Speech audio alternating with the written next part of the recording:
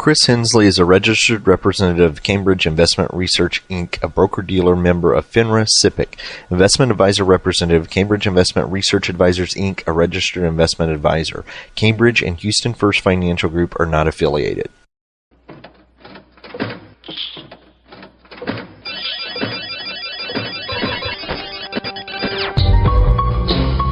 The Houston Midtown chapter of the Society for Financial Awareness presents Money Matters with your host, Christopher Hensley.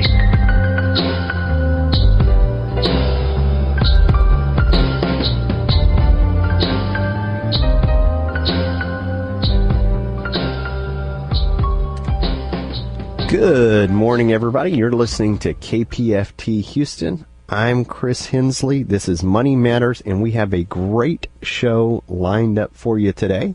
With us today is Rudy Cavazos Jr. He is the founder of BridgePath. He is a Houston Money Week partner, and we are going to be talking about the Christmas shopping hangover cure. You know, each and every year, people try to keep up with the Joneses. They end up, after spending like crazy in December, they end up with a ton of either credit card debt or they've piled up some kind of debts. So please keep listening. Stay tuned. We will be doing a deep dive into this topic. Rudy is live here in the studio, and he will be joining us very, very shortly.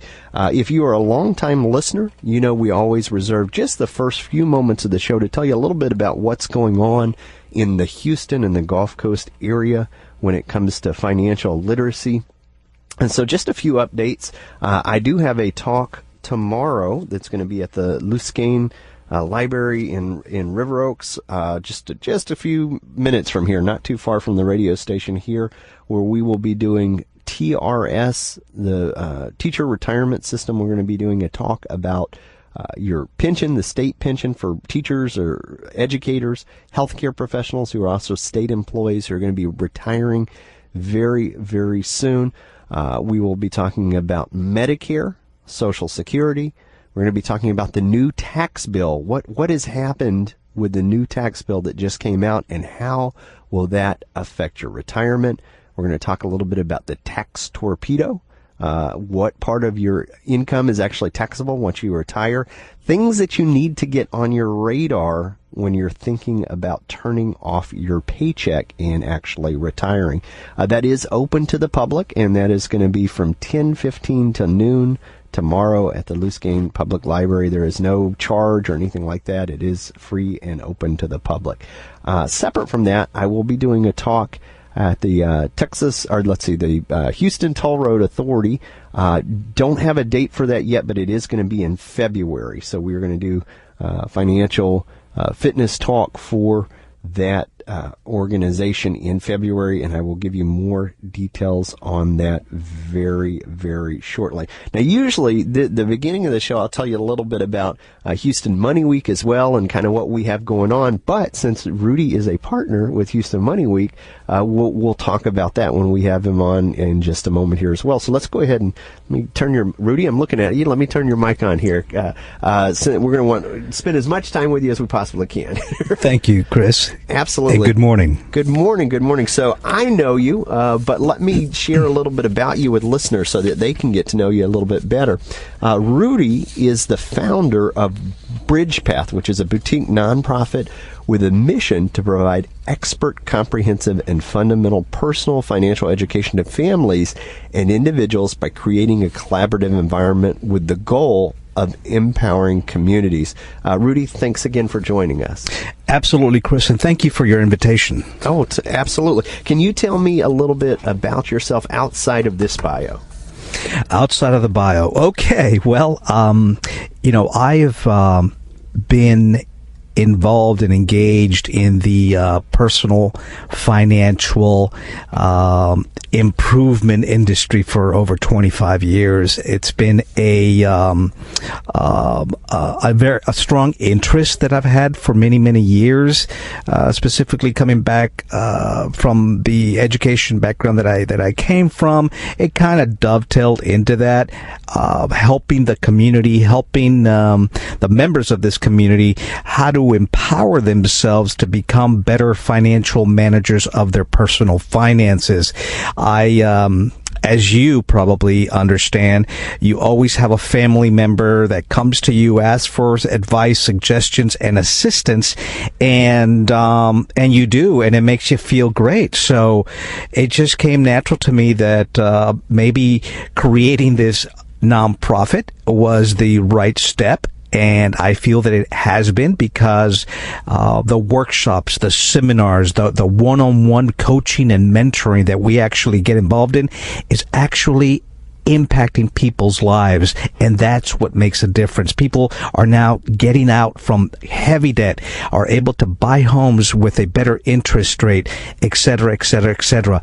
That just brings joy, and that really makes this job all it can be for us at the BridgePath. Well, good answer. See, I'm lucky enough to have worked with Rudy in the past at Money Management International, Correct. which was a nonprofit where we used to be what was known as Consumer Credit Counselor Southwest.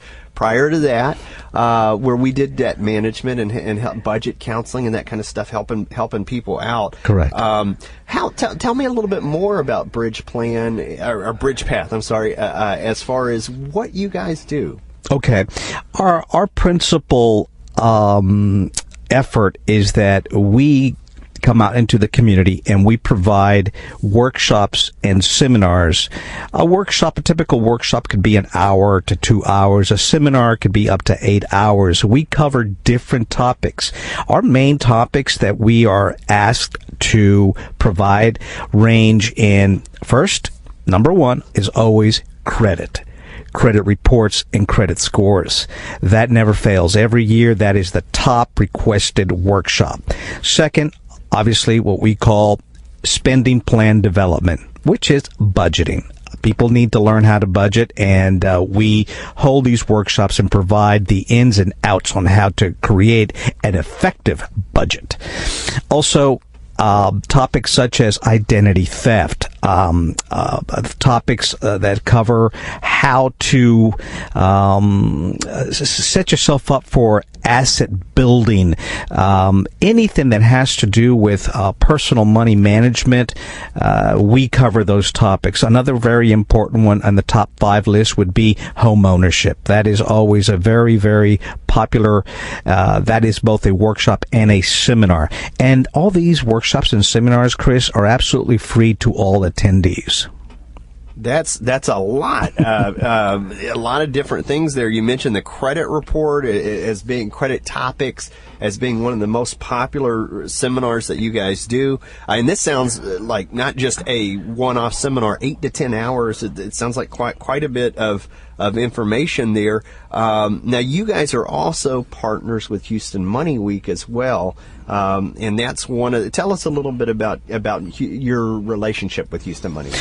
Well, thank you. Yes, I will. Chris, Houston Money Week, we are celebrating our 10th anniversary this year, as a matter of fact. And that means that 10 years ago, we began this initiative. It's a citywide initiative that brings together nonprofits, financial institutions, government agencies, church organizations, civic organizations. We all come together during the month of April, during one solid week, and provide free workshops and seminars throughout Houston, or should I say, Houston Metro, all around Houston.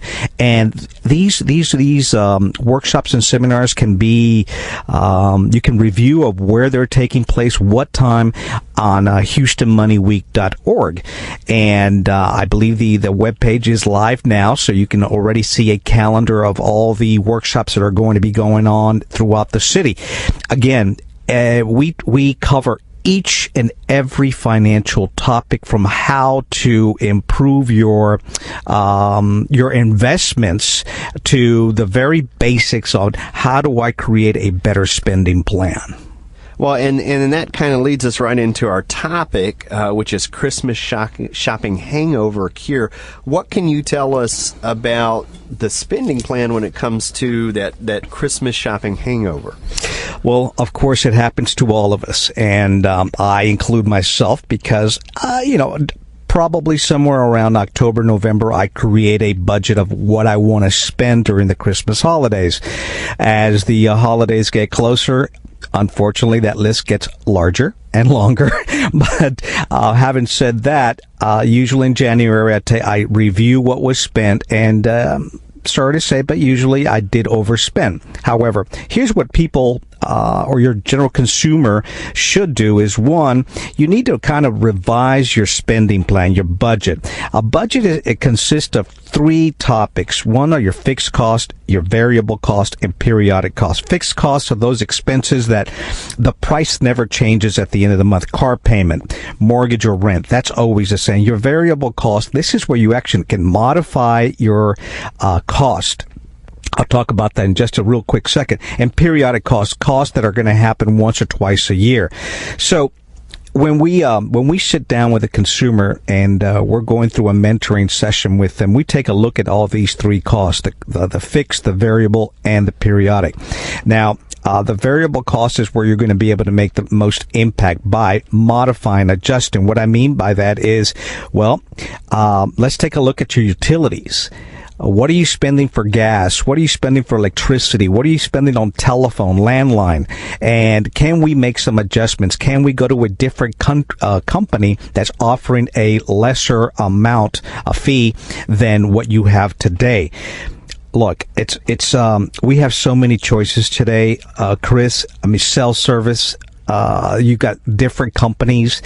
You really have to look at what your use is, your data usage, and then find the right company. Visiting the internet, you can actually get the name of some good companies that can offer you a better monthly service.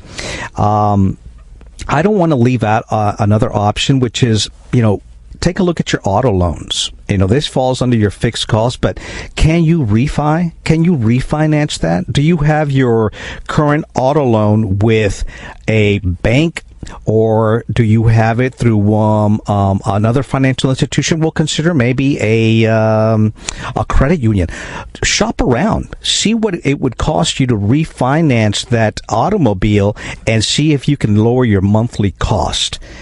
Of course, having said that, let's take a review of your insurances. Your home insurance is a perfect time right now is a perfect time to take a look at your home insurance, your auto insurance.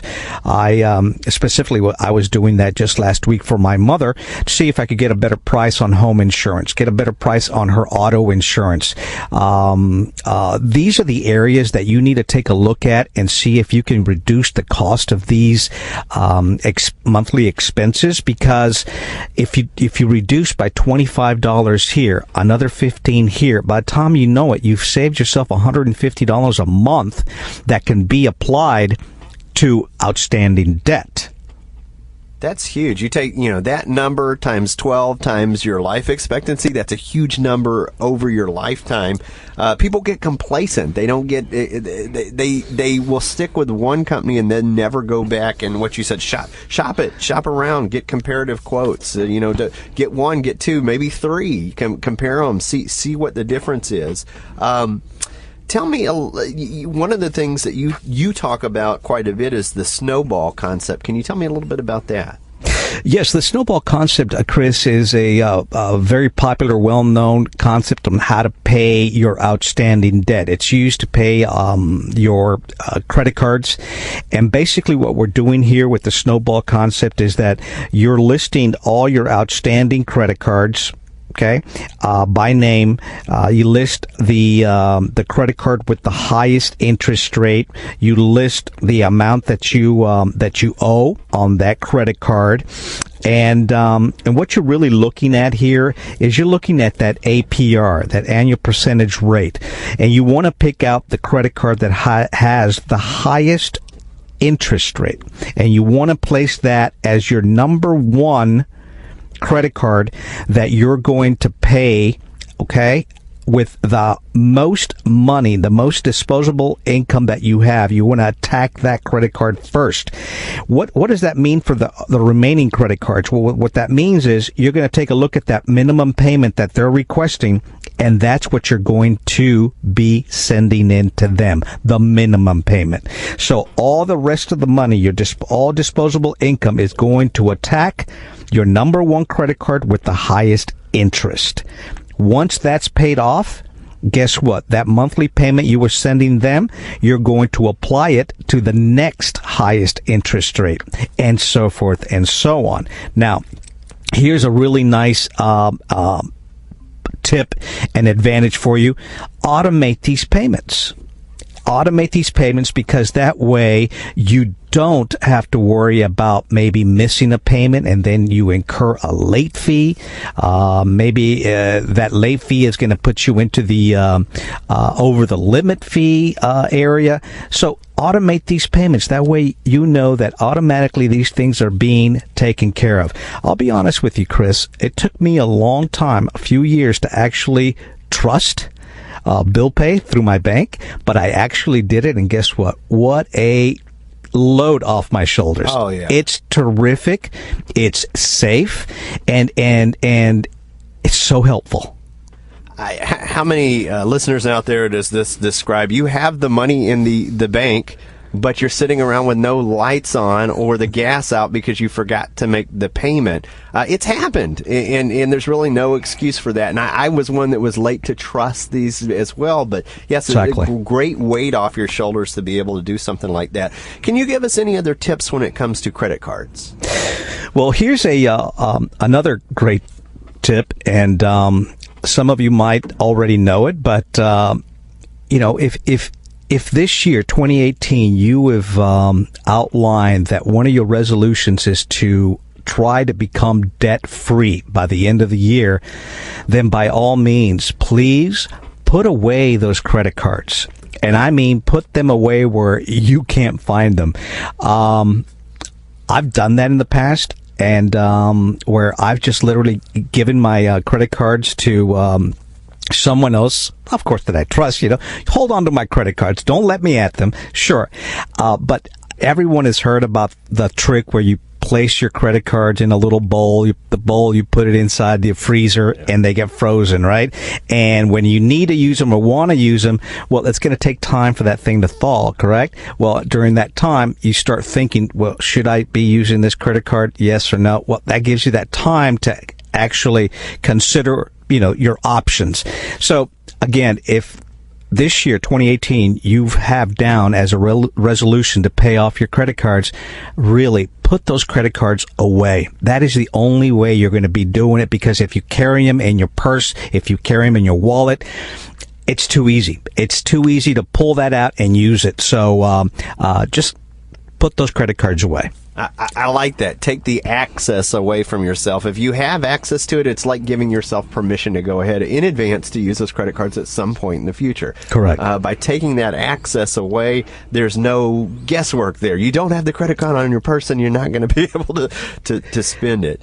Exactly. And one other thing that I've noticed is that when you don't have your credit card in hand, even if you're trying to buy something online, let's say Amazon, you're shopping, and they'll ask you for that is it CV number? Yes. Well, your computer can probably remember your credit card number, but when it says to fill out the CV number, we don't know that. And if you don't have that credit card in front of you, yep, you're not going anywhere. Yep. You're not buying anything. So keep that credit card away somewhere where you don't have access to it. Yep. I love that. That's if you were at the grocery store, that would be impulse buying, and that time that you get in between getting up and getting the CV code, it makes you think, like, okay, do I really need this thing? Is this something that I'm wanting to swap on fantastic plastic credit cards here? And let's talk a little bit about one of the things that you've talked about in the past is spring cleaning or garage sale. Can you tell us a little bit about that? Well, see, this goes in line with that individual, that consumer that is really serious about paying off their debt this year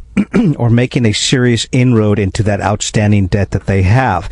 And this spring cleaning, the garage sales, what I'm thinking about here and suggesting is that any type of windfall, any way of generating additional income, then consider that. Just the other day over the holidays, Chris, I was looking around in my house and in my garage, and I was making a mental list of all the things that I could actually sell. I mean, I have AV receivers. I have a lot of equipment that it's just sitting there. It's money that's just sitting there. All I have to do is take a picture and put it on Craigslist or eBay or whatever and sell this stuff. And mentally, I'm thinking, wow, just the quick few minutes that took a look around in my office and in my garage and in my house, I had probably $750 that I could easily sell. I had some pictures wall pictures that you hang. I'm talking something, the size somewhere like maybe 4 feet by 3 feet, a large, that I purchased and never hung. They're just sitting there in a bedroom, and I need to sell this stuff. That's $750 that I can sell and then apply that money to whatever is necessary. In this case, if you want to pay off your debt, that's $750 that you can pay against a credit card. I'm going to piggyback off of that because I am such a big advocate of this usually I'll say this is a twofer. This is a threefer when it comes to positive things in your life. One, you're getting rid of the mental clutter of just having junk and stuff around that you really don't need. If you haven't touched that in 3 months, you probably aren't using it. You probably don't need it. It does have some value to somebody somewhere. Sure. You could sell this, turn around and apply it to your debt or college savings or what have you. We just bought a house recently, and we had a whole bunch of stuff like this that we were saying, we're going to have a garage sale. And then when it came down to it at the last minute, we're like, it's going to be a big pain in the to do a garage sale. I don't know if we're actually going to do that. Well, we ended up having the garage sale. We ended up making about $400 to $500. That directly paid for the movers to get us into the new house. Great. And not only were we getting rid of stuff, right, but we were able to get rid of this expense of the movers there. So I think that's a great strategy. What else can you tell us? We're coming up, April's not that far away. True. We're here at the end of the year, fiscal tax year. What can you tell us about people's taxes?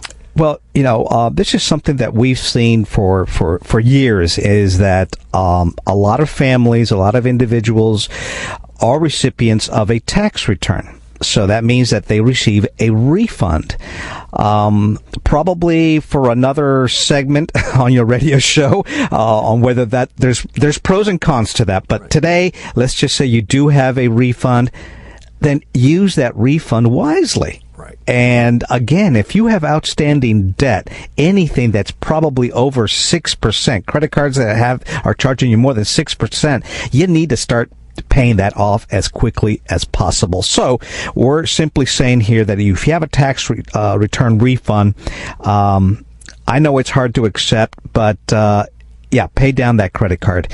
And I think it's probably safe to say that, if you receive $1,000, why don't you take $200 and put it away in your emergency savings account? Yes, I agree with that. I think that's a good idea. Take the other $800 and pay down that credit card.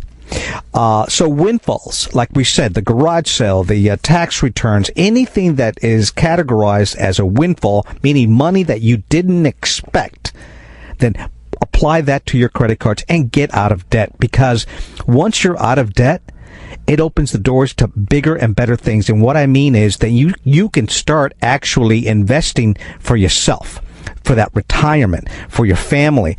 And you can't do that when you have outstanding debt that is charging you, let's say on the average of 12% interest. You cannot effectively invest in yourself and your family if you have that kind of debt. So pay it off this year. Make sure that you follow these tips and take a look at your outstanding debt as a family every 3 months or every 4 months and see your progress. One thing that I forgot to mention, Chris, if I can just walk back a little bit to that snowball effect. Some folks feel comfortable actually following the snowball effect like I mentioned it and described it, which take the highest interest rate credit card and pay that off first. Here's another way. Take the credit card with the smallest balance and pay that first. Everyone else, all the other credit cards, pay the minimum balance. Why is this important? Because people need reaffirmation that they're doing the right thing and that they're succeeding at their goals. And by seeing that one credit card gets eliminated in a couple of months because you had a $700 balance on a department store credit card, and in 2 months you're able to knock that out, that's very, very motivating, and it keeps you on track with the rest of your program. So that's another way of actually completing your Snowball concept. So couple different things, because when we talked about the Snowball earlier, you said to the highest interest rate first, but then this is kind of an alternative of doing that small balance first so that you get it paid off quicker, so that you see some light at the end of the tunnel there. Successes. Yes, a quick success that kind of jumpstarts you into getting that debt paid off. Yes. And you also just talked about getting that tax return or getting a refund, which is considered a windfall.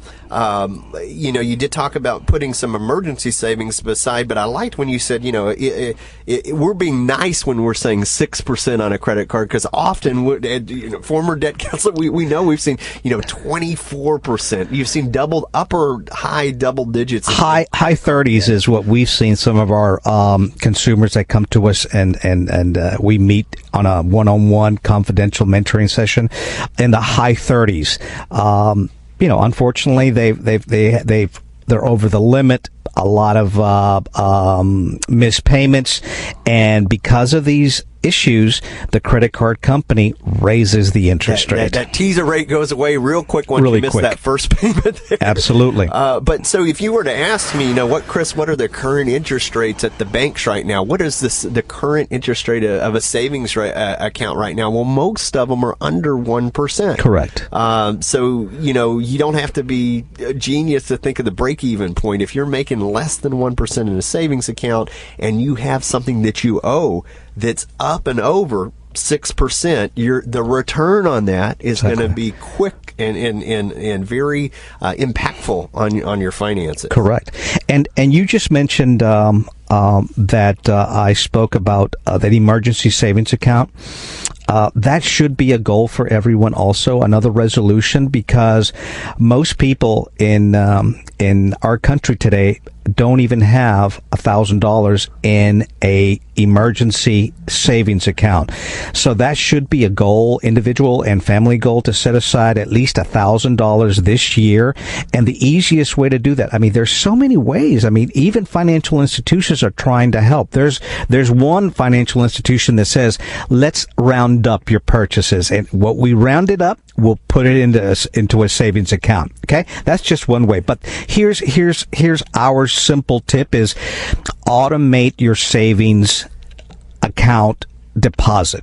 What does that mean? Well, that means that you allow your financial institution to take out, whether it's $5, $10, $15, and don't make it $100 every 2 weeks or $100 every month, because after 2 or 3 months, you're going to stop, and then you just didn't get anywhere. Start low, okay? And start with $10.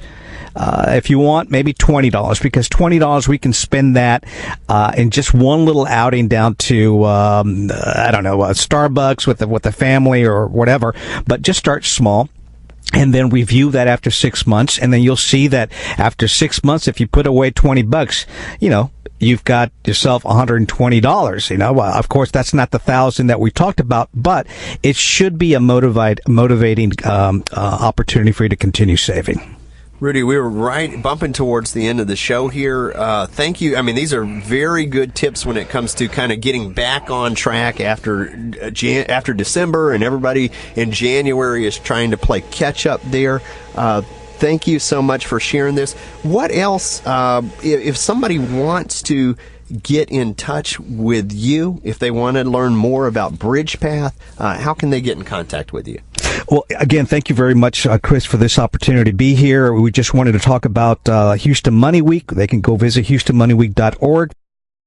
Thanks for listening to today's episode of Money Matters Podcast. If you enjoyed the show, visit us on the web at www.moneymatterspodcast.com. Drop us a line on SpeakPipe on the right-hand corner.